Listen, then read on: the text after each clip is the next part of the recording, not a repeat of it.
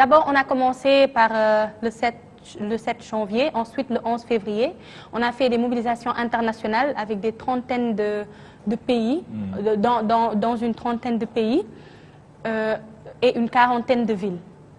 Le Front anti-CFA a été mis en place, comme vous l'avez dit, en 2016. L'idée vient de l'activiste panafricain Kémi Séba, plus connu sous le nom de Kémi Séba, qui se nomme Stelio Kapotietie. Et à un moment donné... Il n'aime pas ce nom-là. À un moment donné, il a fallu que la jeunesse africaine se lève. Parce que le Front anti-CFA ne signifie pas Front anti-franc CFA, comme on le pense. Le Front anti-CFA signifie Front anti-colonie française d'Afrique. Parce qu'après les indépendances, avec la mise en place de la cellule africaine de l'Élysée, surtout avec Jacques Foccart, notamment avec Jacques Foccart, la France a continué son emprise dans les États africains qu'elle avait colonisés. Du coup, on se retrouve aujourd'hui en 2016 avec la seule monnaie coloniale qui existe au monde, qui se trouve être le franc CFA. Une monnaie qui, je le rappelle, est issue du nazisme d'Hitler, parce qu'il faut comprendre que Hitler, à un moment donné, ne s'est pas limité à une colonisation militaire. Hitler a aussi imposé à la France notamment une colonisation monétaire. Et à partir de 1945, qu'est-ce que la France fait? La France copie. Fait du copier-coller. Exactement, du copier-coller de cette monnaie que lui avait imposée Hitler. Elle l'impose à ses colonies, d'où le nom de franc des colonies françaises d'Afrique. Du coup, lorsqu'on a eu nos soi-disant indépendances en 1960, la logique aurait voulu que ce franc CFA, qui signifie franc des colonies d'Afrique et qui maintenant signifie franc, qui signifiait et qui maintenant signifie franc de la coopération financière d'Afrique ou coopération aux communautés, ils l'ont changé que ce soit par rapport à la CEMAC ou par rapport à l'UEMOA. Ils n'ont même pas pris le soin de changer l'acronyme, c'est-à-dire franc CFA. Ils ont juste pris un peu changé les choses, tout en laissant le taux de change, le taux des réserves à 50%. Autrement dit, 50% des réserves du Sénégal, prenons d'abord l'exemple du Sénégal, se trouvent en France. Et ce n'est pas tout. Encore, dans les banques centrales des États africains, où se trouve le franc CFA, et dans les conseils d'administration, la France est présente et détient un droit de veto, ce qui signifie qu'aucune décision ne peut être prise sans son accord. Et les intérêts de la France, c'est le développement de la France. Les intérêts de l'Afrique, c'est le développement de l'Afrique.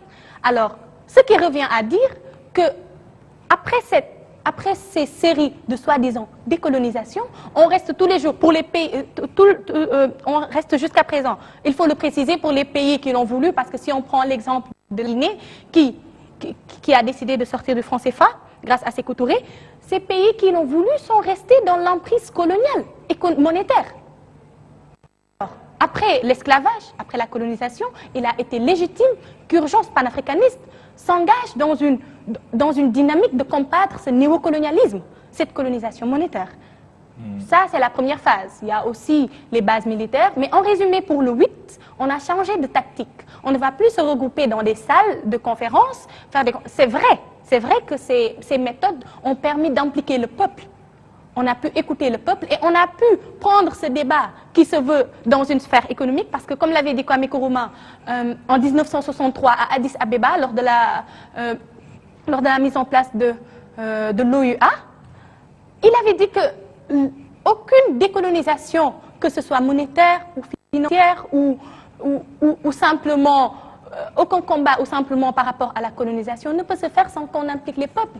Alors, c'est à partir de là qu'on a décentralisé le débat vers le peuple. On leur a permis de comprendre ce qu'est le franc CFA, les mécanismes, et de pouvoir ainsi les rejeter. Si Rosa Parks ne s'était jamais assise dans ce bus, je pense que, je ne dis pas que... Vous êtes prête à prendre les lacrymogènes? Oui, si c'est le prix à payer si c'est le prix qu'il faut payer pour que nos mamans qui se lèvent le matin qui prennent les cars Ndiaga Ndiaye, qui vont acheter et revendre, et que ceux qu'ils revendent ou achètent, il y a 50% qui sont des réserves de la France, même si on ne leur offre pas. Je pense que si sur ce plateau, je demande à monsieur de me donner sa montre pour que je lui dise l'heure, il va me dire non, je peux regarder l'heure moi-même. Alors, qu'est-ce que 50% de nos réserves au Trésor public français, c'est inadmissible au XXIe siècle. C'est pour cela que s'il faut prendre des bombes lacrymogènes,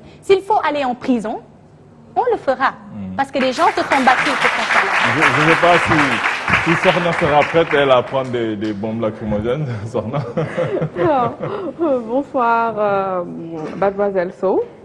Donc, vous l'avez bien résumé, hein. On a une monnaie totalement déconnectée de nos réalités locales. Donc aujourd'hui, il faut que les jeunes sachent que, après on ne peut pas tout mettre sur le dos du CFA, ça on est d'accord. Il faut que les jeunes sachent que le gros du problème de développement que l'on a vient du CFA. Aujourd'hui, excepté la Côte d'Ivoire, je pense qu'en Afrique, on a une balance totalement déficitaire. Aujourd'hui, la conséquence de cela, c'est que les exportations sont, les importations sont taxées, les exportations subventionnées. Alors, la France a une main mise sur l'économie de ces 14 pays qui ont en commun cette monnaie. Et aujourd'hui, quand on parle d'émergence,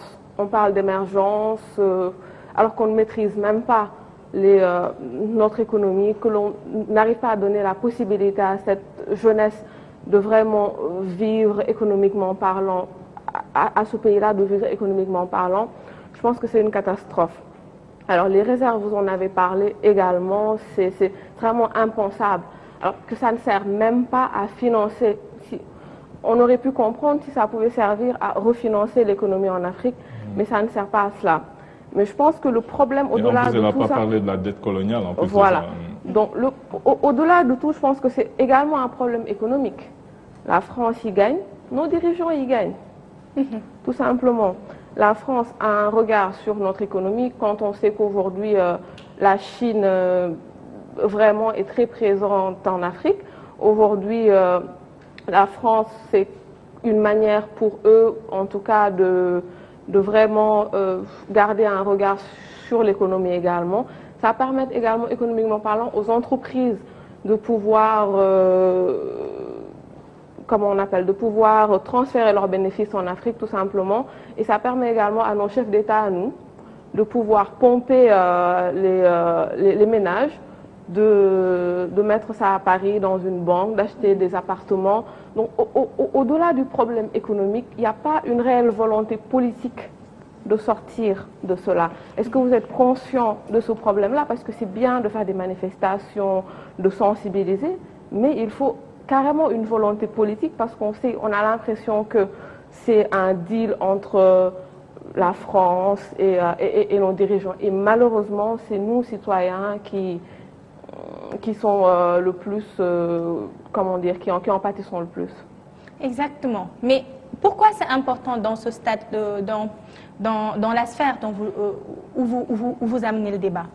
Sylvanus Olympio, dès sa déclaration par rapport à la sortie du franc CFA du Togo, a été assassiné. Alors, les manifestations qu'on fait, pourquoi c'est important dans cette sphère? C'est que ça permet aux présidents africains qui ont le courage de vouloir sortir du franc CFA, de pouvoir dire que c'est le peuple qui en parle. Et ça permet aussi d'imposer à ces présidents-là, qui pour eux, le franc CFA est une bonne monnaie, dont notre président au Sénégal. C'est vrai qu'il a dit, hein, il dit que pour le moment, c'est la meilleure monnaie.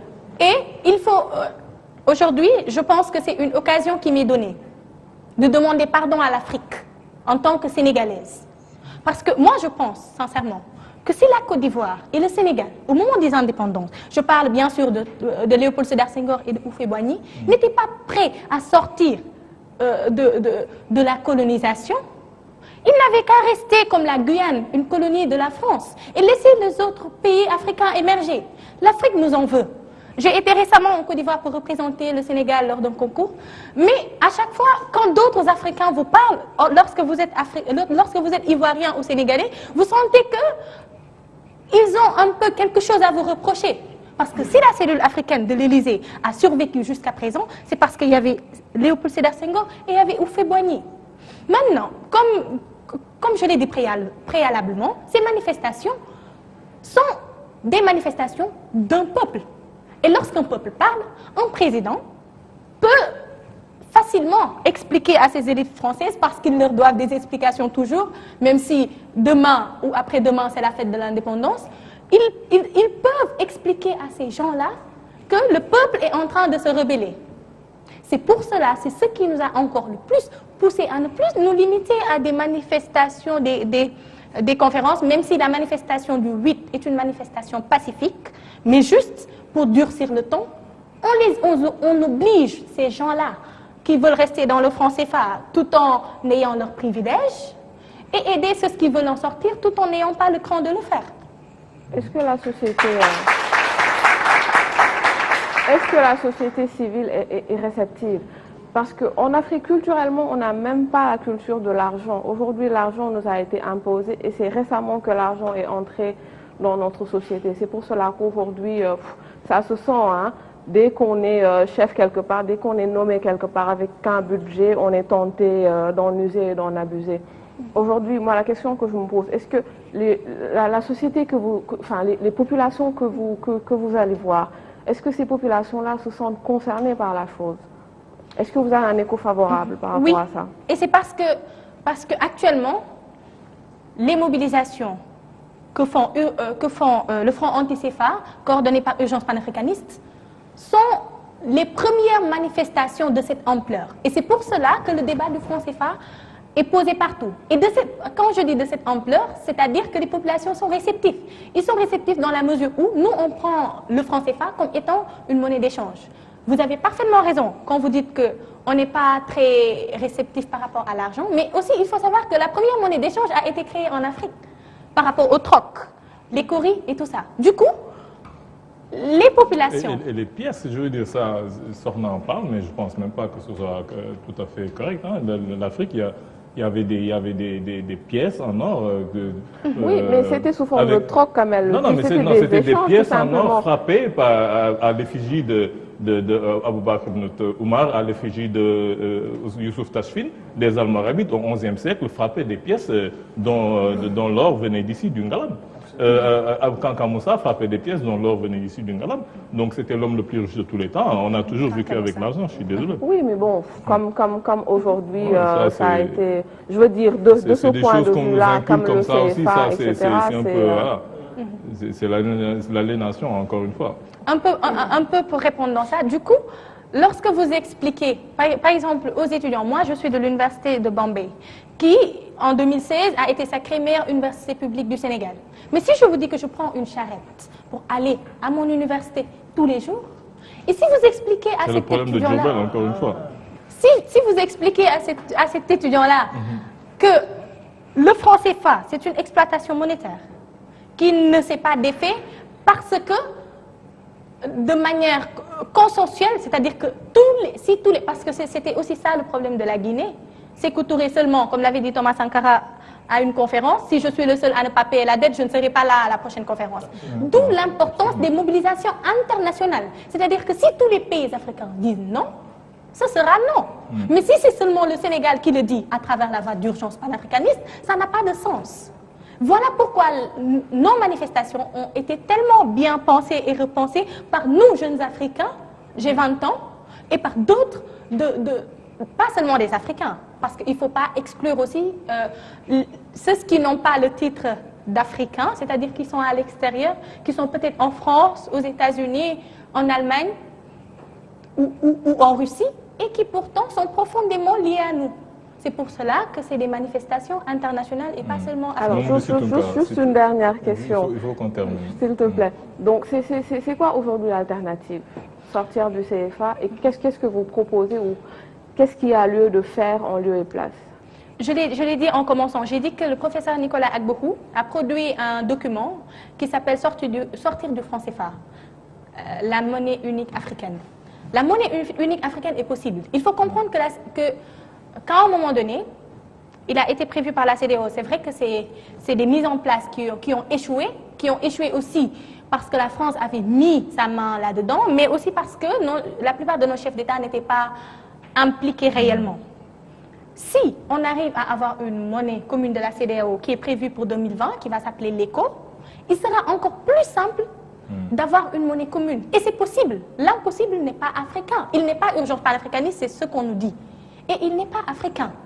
Si on oblige ceux qui n'ont pas la volonté à l'avoir et on aide ceux qui ont la volonté à pouvoir concrétiser leurs idées et leurs demandes, c'est bien possible.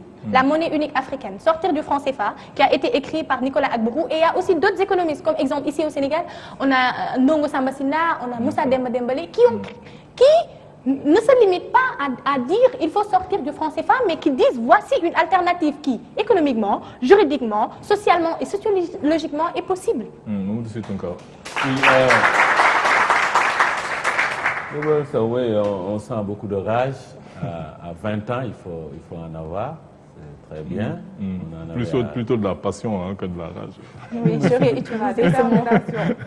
Mais c'est bien d'avoir de la rage contre ce qui ne devrait pas être. Le franc CFA est quelque chose qui ne devrait pas être, en tout cas pas en 2017. Et cela est une réalité objective. Maintenant, juste une petite précision. Vous avez parlé d'une monnaie coloniale qu'Hitler avait imposée à la France. C'était quelle monnaie, ça? C'était le mark. C'était le mark? Non, la France n'utilisait pas le mark pendant l'occupation. Il n'y avait pas de colonisation. Il y avait une occupation allemande. Et la France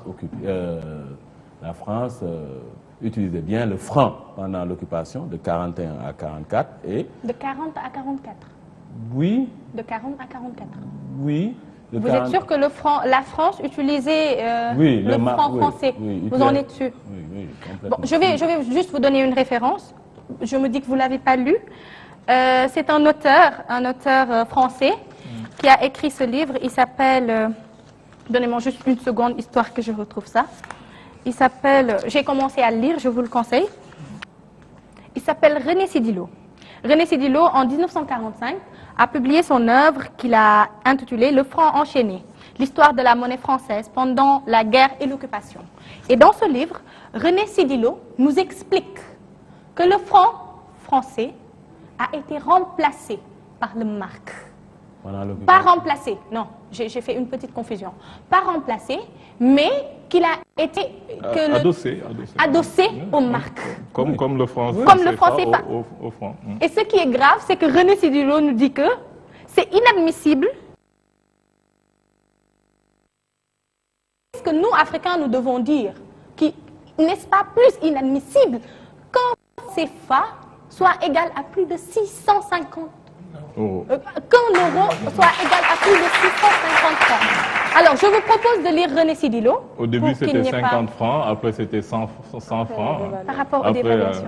Mais moi, la précision que je faisais, c'était que pendant l'occupation allemande, le mark n'était pas la monnaie en France. C'était le franc. Mais le franc français était adossé au mark.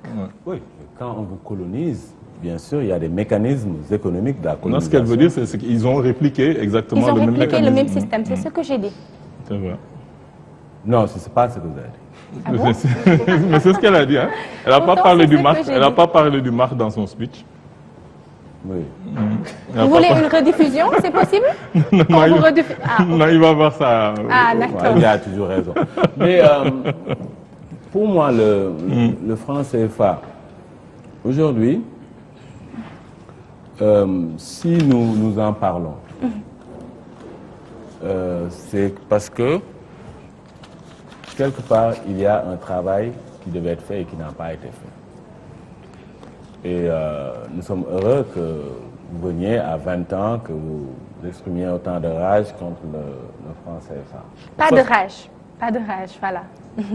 S'il vous plaît, utilisez un autre mot. Rage, c'est, voilà. Oui, disons d'autodétermination. Je pense que ça vaut mieux, c'est mieux, ça colle mieux avec le combat, d'autodétermination. Alors, il y a certains combats, il faut les mener avec de la rage. Ça s'appelle le racisme, je pense. Non, vous ne pensez pas? Non, la rage. Non, moi, je ne mène pas mon combat avec de la rage. Maintenant, j'écoute vos conseils. J'écoute vos conseils, mais moi, je ne mène même pas le combat avec passion.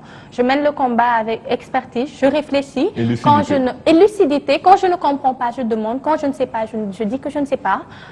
Je fais des recherches, je lis. Mais je ne mène ça ni avec rage, ni avec passion. Non. Alors, il y a certains combats, quand on les mène sans rage, on n'ira nulle part. Il faut vraiment sortir de ces tripes une colère sourde, une colère qui explose les chaînes, qui font exploser les chaînes. Une colère légitime. Une colère légitime qui font exploser les chaînes de cette oppression-là. Et c'est juste une force motrice. Il faut voir ça du bon côté positif. Il y a bien un stress positif, il y a un stress négatif. Il y a une rage positive, il y a une rage négative. Il faut juste voir ça sous cet angle-là. Alors, pour moi, oui, encore une fois, on est en 2017 et nous parlons du franc CFA. Les Français n'ont même plus de franc, de toute façon. Ils ont aujourd'hui l'euro et c'est un paradigme qui devait être dépassé depuis longtemps. Mais cela revient un peu à comment nous avons obtenu les indépendances. Tous les peuples qui se sont battus pour leur indépendance ont balayé la monnaie coloniale, tous sans exception. Okay? L'Algérie, le Vietnam, les États-Unis, tous les pays qui se sont battus contre l'oppresseur. Même la Guinée, qui a dit non. Oui. Mais ceux qui ont reçu l'indépendance, entre guillemets, sur un plateau d'argent... et qui n'en voulaient même pas. Qui n'en voulaient pas. Parce que le Sénégal avait voté contre l'indépendance en 1958. Donc nous ne voulions pas de l'indépendance. Les marabouts avaient voté contre. Oui, les marabouts avaient voté contre. Oui, les marabouts de ce temps-là avaient voté contre. Et De Gaulle était venu ici, il avait réuni tous les marabouts et leur avait demandé... Mais les marabouts ne comprenaient pas l'indépendance. Ça c'est une autre affaire. Moi, je suis en train juste de faire une lecture historique objective. Je dis que les marabouts avaient voté contre l'indépendance et De Gaulle leur avait demandé de le soutenir pour voter, pour être toujours dans la... Et de l'accueillir, oui, il avait accueilli. Mais c'est vrai, ils étaient là. On voit les photos, c'est historique, on n'invente rien. Donc, nous ne nous sommes pas battus pour un pays. Nous n'avons pas créé de pays. Par exemple, nous, le Sénégal, le Bénin, le Togo, la Côte d'Ivoire, toutes ces entités ont été créées par la France. Quand les Français sont venus au Sénégal, il y avait les empires, Djolof, Boundou, Walo, Kadior, etc. Et ce sont les Français, après 1885, à Berlin, c'est eux qui ont dépecé l'Afrique comme ça et qui ont créé ces pays-là. Et je ne suis pas d'accord quand vous dites que nous ne nous sommes pas battus pour un peuple. Quand vous dites que nous n'avons pas créé un pays, je suis d'accord.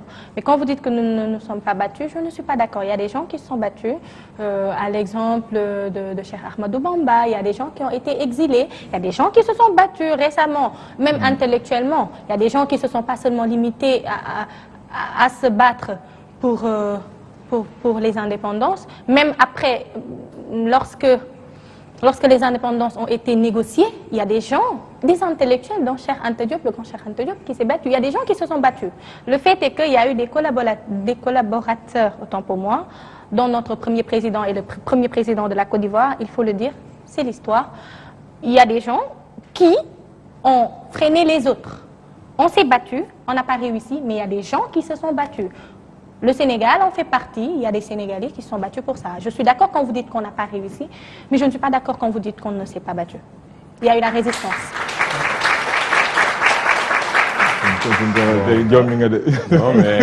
Non mais c'est bien. C'est bien.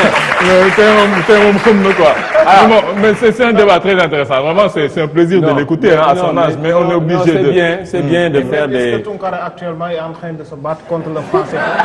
Non, mais c'est bien de faire des erreurs comme ça à 20 ans. C'est pas grave. Vous allez vous rattraper un peu plus tard. Des erreurs? Oui. Nous ne sommes pas battus pour l'indépendance. Okay? Nous, les Sénégalais, nous n'avons pas pris les armes contre l'oppresseur, contre le colonisateur pour le chasser. Comme les Algériens ont fait, comme les Américains ont fait, comme les Vietnamiens ont fait. Nous n'avons pas fait ça. Non, vous avez un problème juste de compréhension. Non, toi, tu dis, tu parles de se battre avec les armes. Elle dit, on s'est battu. Bataille solo. Mais la Dior aussi s'est battue. Qui ça? La Dior. La Dior. Vous ne le connaissez pas? La Dior a pris des armes, c'est vrai. Et vous me posez la question. Si je connais Non, je demande.